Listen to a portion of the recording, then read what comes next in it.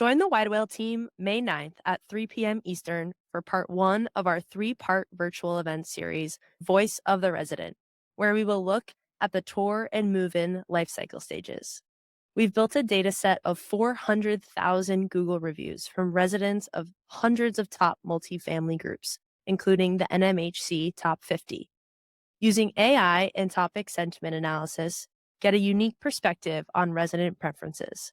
Go to widewhale.com/data to sign up or find it on the revised community. That's widewhale.com/data. Welcome to the Multifamily Collective. Let's talk about, I don't know. What do I mean by that? It is a show of strength to say, I don't know. When somebody asks you a question you don't know the answer, don't make it up. Don't attempt to make up something that fits whatever you think that person wants to hear.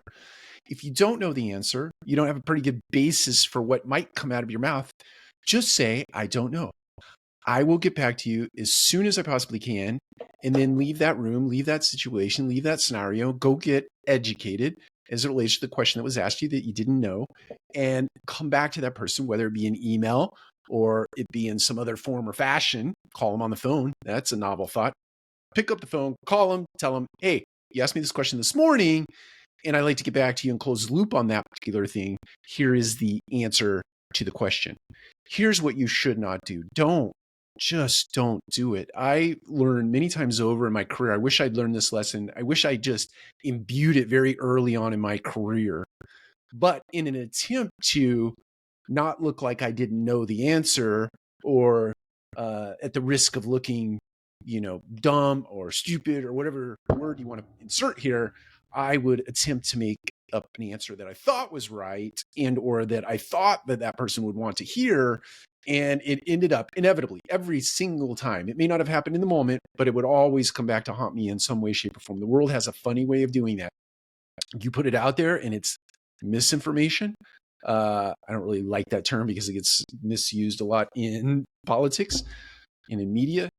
But if you put something out there that is not the truth or an accurate representation, then inevitably the world just has a way of working it out for you, and it'll show you the consequence. The world is a giant education, and to the extent you're out there embracing it and pulling in information and imbuing it in your mind so that you can recount that at a later time in truth, that's great. But when you don't, then the world has a funny way of coming back and helping correct you many times in a situation that makes you vulnerable and borderline embarrasses you, so that you get that lesson imbued in your mind. So that being said, make sure that you always say, I don't know, if you don't know the answer. And I would invite leaders across the board. There are many leaders out there in the space. Let's say there are some leaders out there in space. I don't want to make blanket statements or generalized statements, but I've worked for some people who make a sport out of asking you questions that you don't know the answer to, in an effort to either cause you to say something that you shouldn't say or mean to say, or they do it just to demonstrate that they have some sort of superior intellect as it relates to you. And it's just sad. I've seen leaders like that. I've worked for leaders like that. And I think the thing that I've taken away from leaders like that is that I will make every attempt in the world not to act like that and not to behave like that, because it's not inspiring, it's not motivating, and it doesn't do anything to demonstrate leadership on any level. That's it. Take care. We'll talk to you again soon. This episode is brought to you by Wide Whale, the reputation partner for BH, Avenue 5, Trilogy, and more. Join Wide Whale on May 9th at 3 p.m. Eastern for event number 1 in our 3-part virtual event series, Voice of the Resident. We will be looking at in-depth topic and sentiment analysis from 400,000 Google reviews from residents of the largest multifamily groups, including the NMHC Top 50. Throughout the series, we will report on resident preferences and trends found in reviews by lifecycle stage, retention, residency, and for our first event, tour and move-in.